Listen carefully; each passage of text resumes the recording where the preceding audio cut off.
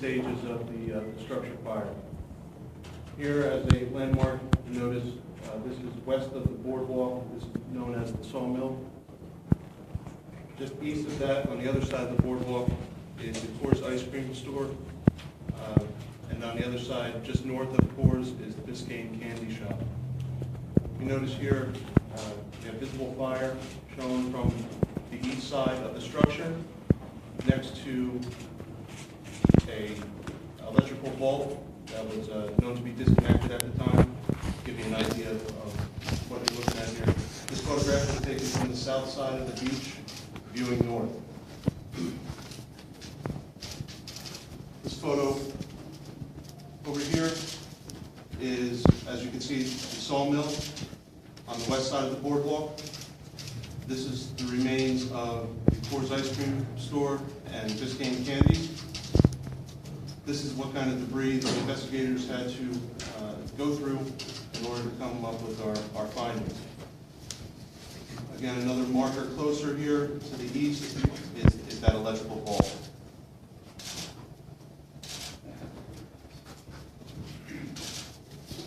This is after the debris was removed from our scene.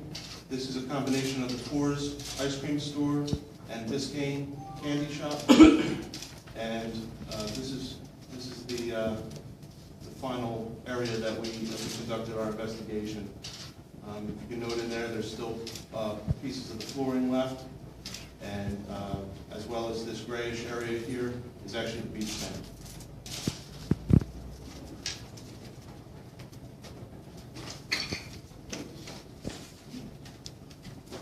This is a view of the boardwalk. This area here would have been where Coors ice cream store and Biscayne candies was located. This is the east side of the boardwalk. And to kind of orient yourself, to this side of the board would be where the sawmill restaurant is located. Through the chases here in front on the boardwalk, you have natural gas lines. And then through this chase here, you have cables and electrical lines. I'd like to bring up Agent Jessica Gotthold, and she's going to go into more of the area here that you see up on this board.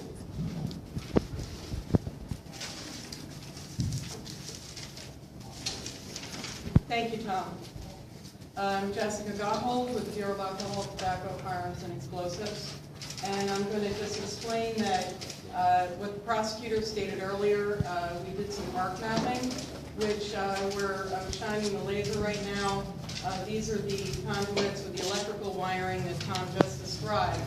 And what we do is we look for areas of catastrophic failure due to them being energized, and when they arc, metal comes into contact with metal, and there's a significant event, sometimes a spark, this time an arc. And what that does is it blows the wiring apart. And that is due to the ensuing fire impacting on that wiring. And that in turn guided us and built on our theory as to where the fire originated. So the area here, where I'm circling, is actually, that was energized and arced prior to 2:45 p.m., which is when the power company, JCP&L, de-energized this area. Guys, So, 1 second. Would your mics pick up if Jessica was to step up on the stage? I understand the microphones are obscuring her face. We can't see you, You Agent. get like a little stand.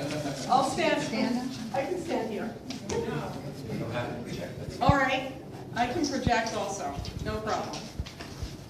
Okay, so as Tom had described, this electrical wiring in these conduits was affected by the ensuing fire. And where I'm circling with the laser right now is where we call it arc mapping. We mark the areas where the wiring had a catastrophic failure due to them coming into contact with each other. So metal-to-metal contact sometimes will create a spark. In this instance, created an arc, which then blows the wiring apart. And what it did was it guided us and built on the theory that we had, our hypothesis, that the fire was in this area, that the area of origin was in this area, which is the northeast quadrant of the behind and under the boardwalk, behind the building that housed Coors and the Biscayne Candy. And additionally, the arcing showed us that this wiring was energized at the time that JCP&L cut power to the area, which was 2:45 p.m. So we know that we had energized wiring in this area just prior to 2:45 p.m. Agent, can you speak to this photograph here? Can we have a shot of her pointing? If you want to step over.